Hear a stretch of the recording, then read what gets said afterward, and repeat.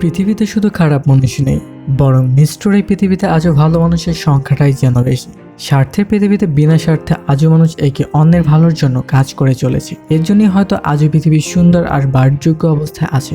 আজ আমরা দেখতে চলেছি এমন কিছু মহৎ এবং উদার হৃদয়ের মানুষদের, যাদের জন্য হয়তো আমরা এখনো শান্তিতে বসবাস করতে পারি। তো চলুন শুরু করা যাক।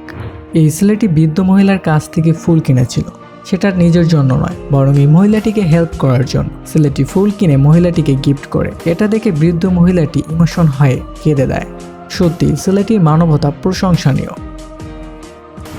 এই ভিডিওটি আপনার হৃদয় ছুঁয়ে যাবে। বৃদ্ধ লোকটি রোড ক্রসিং দিয়ে রাস্তা পারাপার হচ্ছিল। তার শারীরিক অবস্থা ভালো না থাকায় রোড ক্রসিং করতে পারছিল না। তখনই পুলিশ অফিসার এসে বৃদ্ধ লোকটিকে কাঁধে করে রোড পার করে দেয়।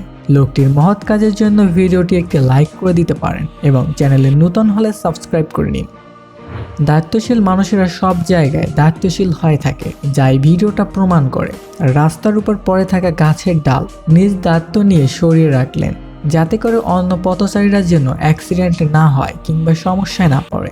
আর এই মহৎ ব্যক্তিরা কোনো স্বার্থ ছাড়াই তারা এরকমের অনেক বড় বড় দায়িত্ব পালন করে, যা ক্যামেরার পেছনেই থেকে যায়।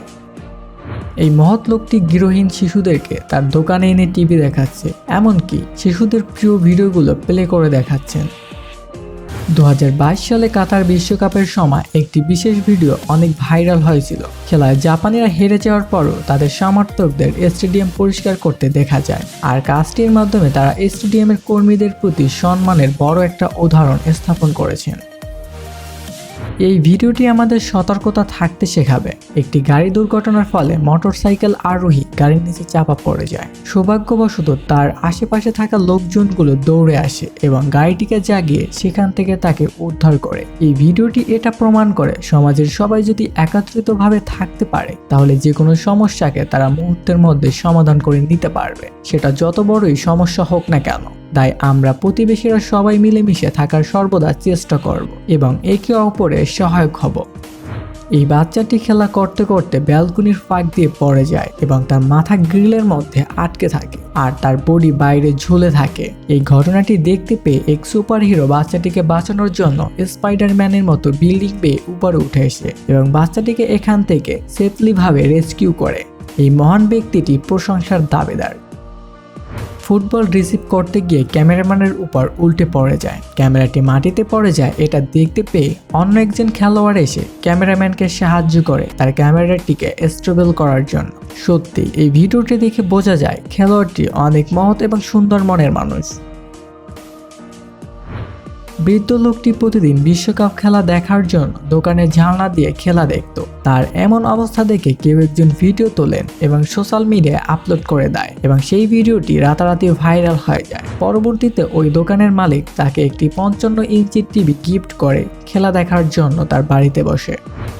বাস ট্রেনে ভ্রমণ করার সময় আমাদের অনেকেরই ঘুম পেয়ে যায়। এমন একটি ঘটনা রেকর্ড হয় এই ভিডিওতে। সে ঘুমানোর জন্য তার সুটকেসের উপর মাথা রেখে ঘুমাচ্ছিল, কিন্তু সুটকেসের নিচে চাকা থাকায় এটি নড়াচড়া করছিল, এদিক ওদিক সরে যাচ্ছিল। পাশের লোকগুলো দেখতে পেয়ে তার সুটকেসটিকে স্থিরভাবে রাখার জন্য পা দিয়ে আটকে রাখে এবং অন্য একজন লোক এসে তার পাশে বসে, যাতে যেন তার ঘুমের ব্যাঘাত না ঘটে। এই মানুষগুলো মানবতা সত্যি প্রশংসার। এই পরিচ্ছন্ন কর্মীর খাবার খাওয়ার সময় খাবারটি তার হাত থেকে পড়ে যায়। সে তখন ফ্লোর থেকে খাবার কুড়িয়ে খাওয়ার জন্য নেয়। এই পথচারী তা দেখতে পেয়ে তাকে বলে এই খাবার খাওয়া স্বাস্থ্যকর নয় এবং তাকে স্বাস্থ্যকর খাবার কিনে দিয়ে তাকে সাহায্য করে। বৃদ্ধ মহিলাটি তার জন্মদিন পালন করার জন্য একটা রেস্টুরেন্টে একটি সিটে বসেন এবং কেক কাটার জন্য মোমবাতি জ্বালিয়ে নেন। নিজেকে জন্মদিনের উইশ করতে থাকে। পাশের কাস্টমাররা এটা দেখতে পেয়ে তার জন্মদিন সেলিব্রেশন করার জন্য তাকে এসে উইশ করে এবং সবাই মিলে বৃদ্ধ মহিলাটির জন্মদিন উদযাপন করে। তার জন্মদিনে এত মানুষের উপস্থিতি দেখে সে ইমোশনাল হয়ে কেঁদে ফেলে।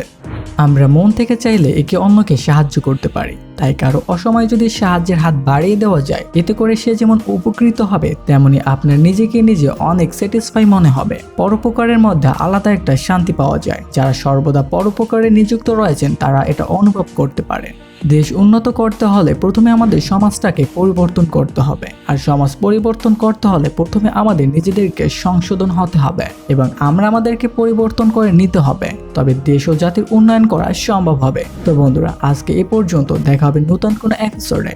সে পর্যন্ত প্রিয়জনের খেয়াল রাখুন, ভালো থাকুন।